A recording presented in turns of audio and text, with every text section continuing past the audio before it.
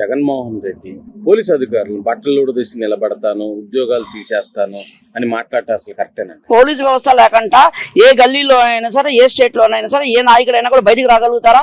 వాళ్ళకే నువ్వు గొడ్డోడు తీసి పరిణామాల గురించి మాట్లాడుతున్నావు అంటే నీ సంస్కారం ఏంటి, నీ చదువు ఏంటి? నువ్వు అసలు 5 సంవత్సరాలు సీఎంగా ఎలా వెళ్ళావో కూడా నాకు అర్థం కావట్లా. నువ్వు గౌరవిస్తే కన్నా మిగతా వాళ్ళు గౌరవించడానికి నువ్వే అగౌరవంగా మాట్లాడితే రేపు రాబోయే యువతరానికి మీరు ఇచ్చే సందేశం ఏంటి? పోలీసులు కొట్టమనా, పోలీసులు గొడ్డలేడు తీయమనా అని మీ పార్టీ కార్యకర్తలకు అలాగా దిశ నిర్దేశించే విధంగా మీరు మాట్లాడతారా ఏంటండి జగన్మోహన్ రెడ్డి గారు? ఈయన నిజంగా గనక మళ్ళీ జగన్మోహన్ రెడ్డి సీఎం అయ్యాడంటే అసలు ఇక ఆంధ్రప్రదేశ్ రాష్ట్రం అనేది రాష్ట్రాన్ని మర్చిపోతారు. ఆ రాష్ట్రం ఉన్నదన్న విషయం కూడా ఎవరికి గుర్తుండదు. అలా తయారు చేసేస్తాడు ఈయన ప్రత్యేకమైనటువంటి ఒక దళం చేసుకుని ఆ దళంతో స్టేషన్ లో కూడా దందాలు స్టార్ట్ చేస్తాడు. జగన్మోహన్ రెడ్డి గారు కానీ రాంబాబు గారు కానీ ఒక్క విషయం గమనించండి. వ్యవస్థని తప్పు పట్టే విధంగా మీరు మాట్లాడమాకండి. వ్యవస్థని గౌరవించండి. ఆ గౌరవం మీకు ఇంకా గౌరవాన్ని తెస్తుంది. అంతే తప్ప చిల్లర వేషాలు, చిల్లర మాటలు మాట్లాడే విధంగా దయచేసి మీరు మాట్లాడమాకండి. ఒక మాజీ ముఖ్యమంత్రి అయ్యుండి, ఒక రాష్ట్రాన్ని పరిపాలించిన వ్యక్తిని అయ్యుండి అతనికి ప్రజలందరూ కూడా అతను గౌరవించారు. కానీ అతనుకున్న నేర చరిత్ర కావచ్చు, అతనికి చిన్నప్పటి నుంచి 10 ఏళ్ల వయసులో నుంచి అనేక నేర చరిత్రలు కలిగి ఉన్నాడని, వాళ్ళ కుటుంబం అంతా కూడా కక్ష సాధింపు చర్యలకు పాల్పడి ఉంటుందని, వాళ్ళ తాతగారి హయాం నుంచి వాళ్ళ తండ్రి గారి హయాం నుంచి కూడా అనేక రకాలుగా కక్షపూరిత నేర చరిత్ర కలిగింది ఆ కుటుంబం అండి. అటువంటి కుటుంబం నుంచి వచ్చిన వ్యక్తిని ఏదో ప్రజలకు సేవ చేస్తాడని ముఖ్యమంత్రిగా చేస్తే ఒక ఉన్నతాధికారుల్ని, ఒక అధికారుల్ని, ఒక పోలీసు ఉద్యోగుల్ని ఆ నేర చరిత్ర కలిగిన వాళ్ళు అంతకన్నా దుర్భాషలాడటం ఇంకా వాళ్ళకి ఏం తెలిసిద్దండి? వాళ్లే కావచ్చు, వాళ్ళ ఎమ్మెల్యేలు కావచ్చు, వాళ్ళకి అంతకుమించి జగన్ ఏం నేర్పిస్తాడండి? వాళ్ళకి ఒక క్రమశిక్షణ అంటూ ఉందా? గతంలో చూసాం వాళ్ళ ఎమ్మెల్యేలు ఎన్నో వీడియోలు, సెల్ఫీలు, భయంకరమైన వీడియోలు, ప్రజలు చెప్పులతో కొట్టుకునే పరిస్థితి. వీళ్ళ మన అధికారులు, వీళ్ళ మన ఎమ్మెల్యే ప్రత్యర్థులు అన్న విధంగా ప్రజలు చెప్పులతో కొట్టుకున్నారు. అటువంటి పరిస్థితిలో అటువంటి ముఖ్యమంత్రి మాజీ అయిన తర్వాత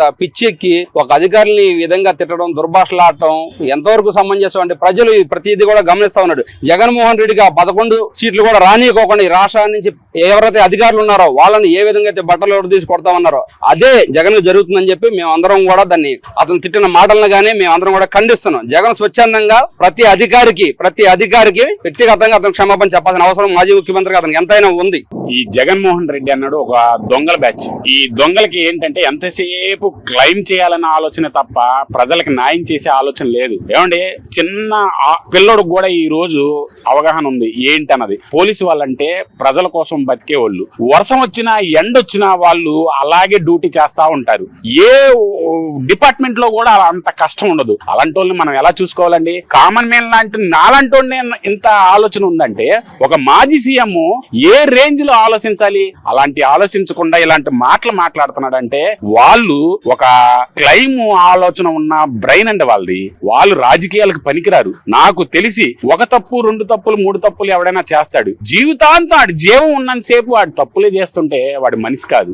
ఎందుకంటే పోలీసు వ్యవస్థని ఎప్పుడైతే గౌరవిస్తాడో వాడు రాజకీయాలకు పనికొస్తాడు. పోలీసు వ్యవస్థని ఎప్పుడైతే వాడు దుర్మార్గంగా ఆలోచించాడంటే వాడు రాజకీయ నాయకుడు కాదు, వాడు ఒక క్రిమినల్ మాటలని ఇలాంటి వాళ్ళని మనం నలుగురిలో తిరగనకుండా చేయాలని ఈ మీడియా ద్వారా నేను చెప్తున్నా. అంటే వైసీపీ వాళ్ళు అంటున్నారు దీన్ని జగన్ వ్యాఖ్యలు సమర్థిస్తున్నారు. దాన్ని అసలు మీరేమంటారు? అసలు ఆంధ్రప్రదేశ్ ప్రజలు వాళ్ళని ఎన్నుకొని గవర్నమెంట్ లో కూర్చోబెట్టి వాళ్ళకి ఇస్తే వీళ్ళు దుర్మార్గమైన వైసీపీ కార్యకర్తలే గాని ఎమ్మెల్యేలే గాని దుర్మార్గ శాస్త్రలు చూసి వాళ్ళకి 11 గారికి దిగదార్చారు. ఇంకా వాళ్ళకి బుద్ధి రాల.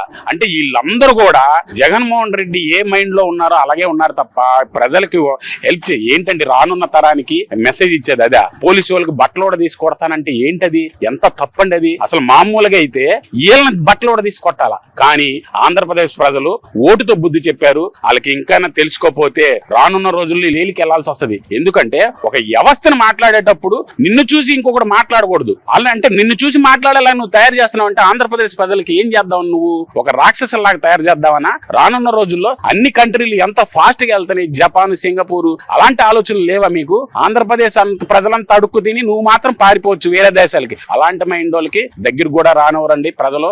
మాజీ ముఖ్యమంత్రి అయ్యుండి కూడా ఆయన ఆ రకంగా పోలీస్ వ్యవస్థని చిన్నతనంగా మాట్లాడటం, వాళ్ళకి రోడ్ల మీద బట్టలిప్పి నుంచోబెడతాం అన్నట్టు అంటాం చాలా బాధాకరమైన విషయం ఇది. ఎందుకంటే ఈ రోజు అదే పోలీస్ వ్యవస్థ లేకపోతే ఆయన రోడ్డు మీదకి వచ్చి నుంచునే స్కోప్ కూడా లేదు. ఎందుకంటే ప్రజలు ఆయన చేసిన పనులకి వాళ్ళ ఎమ్మెల్యేలు కానీ ఎంపీలు కానీ డైరెక్ట్ రోడ్డు మీద పోలీస్ వ్యవస్థ లేకుండా రోడ్డు మీదకి వచ్చి నుంచోమానండి. ప్రజలు ఏ రకంగా బుద్ధి చెప్తారో వాళ్ళే చెప్తారు. వాళ్ళు చేసిన అక్రమాలు గాని, వాళ్ళు చేసిన దౌర్జన్యాలు గాని, ఇవన్నీ కలిపి అసలు జగన్మోహన్ రెడ్డి అలాంటి మాటలు మాట్లాడటం కరెక్టేనంటారా?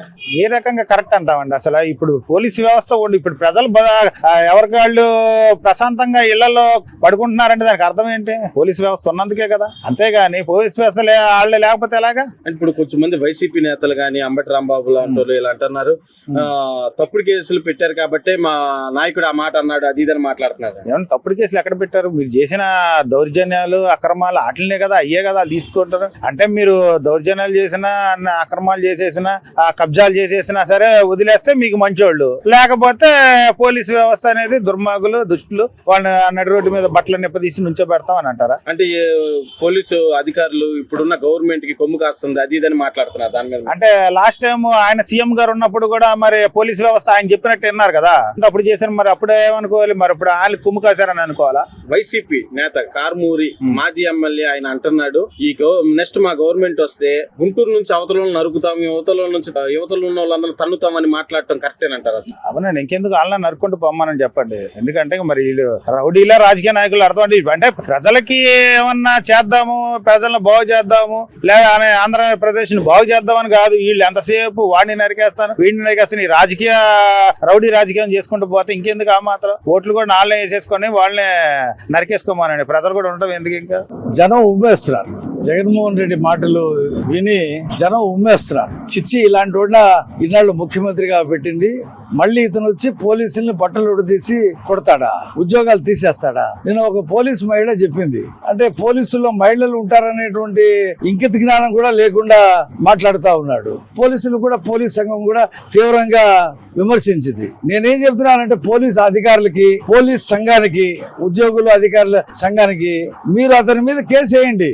ఈ రకంగా మమ్మల్ని అవమానపరుస్తున్నాడు. వచ్చిన చోట ఇది 4వ సారి. గతంలో పులివెందులో మాట్లాడాడు, విజయవాడలో జైలు దగ్గర మాట్లాడాడు, ఎక్కడ పడితే అక్కడ పోలీసుల్ని బట్టలు ఉడదీసి కొడతానని చెప్పేసి డీజీపీని కూడా సప్త సముద్రాలు దాటినా సరే తీసుకొచ్చి కొడతానని అంటున్నాడు. కాబట్టి ఇతని మీద క్రిమినల్ చర్యలు తీసుకోవాలని చెప్పి మీరు కేసేయండి. నేను ప్రభుత్వాన్ని కూడా అడుగుతా ఉన్నా, హోంమంత్రి గారిని, ప్రభుత్వ పరంగా కూడా ఇతని మీద చర్యలు తీసుకోవాలా. లేకపోతే ఈ రకమైనటువంటి అడ్డగోలు వ్యవహారం ఈ రాష్ట్రంలో వైసీపీ నాయకులు మాట్లాడుతూ ఉన్నారు. మరి ఈయన అదే పోలీసులను వాడుకొని రాష్ట్రంలో అందరి మీద దాడులు చేశాడు. మరి ఆ రోజు పోలీసులు మంచోళ్ళు, ఈ రోజు పోలీసులు చెడ్డోళ్ళు అయిపోయారా?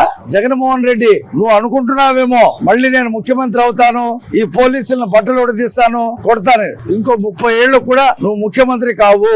నీ నరహంతక పాలన ప్రజలు చూశారు, విసిగిపోయి నీకు 11 సీట్లు ఇచ్చారు. వాళ్ళని ఎందుకు ఓడిచ్చారో ఇంత వాళ్ళకి బుద్ధి రాలే. ఇంకా 11 సీట్లు ఎందుకు ఇచ్చారో, మళ్ళీ చిత్తుగా ఎందుకు ఓడిచ్చారో ఒక జ్ఞానోదయం రాలా. బుద్ధి తెచ్చుకోండి. మీరు ప్రజలతో మంచిగా ఉండండి. ప్రభుత్వం అనేక కార్యక్రమాలు చేస్తా ఉంది, వాటిని స్వాగతించండి, ప్రజలు సంతోషిస్తారు. ప్రతి దానికి రౌడీజం చేస్తే, ఫ్రాక్షనిజం చేస్తే ప్రజలు ఒప్పుకోరు. ఆంధ్రప్రదేశ్ ప్రజలు ఒకసారి మోసపోయారు జగన్మోహన్ రెడ్డి మాటలకి. ఇంకా 30 సంవత్సరాలు కూడా జగన్మోహన్ రెడ్డిని ఈ రాష్ట్రంలో ముఖ్యమంత్రి కానివారు ప్రజలు. అతను కళలు కంటమే. 11 సీట్లు ఇవ్వడం అంటే ఏంటి? బట్టలు ఉడదేయటమే. డ్రైవర్ మీద నుంచో పెట్టారు జగన్మోహన్ రెడ్డిని 11 సీట్లు ఇచ్చి.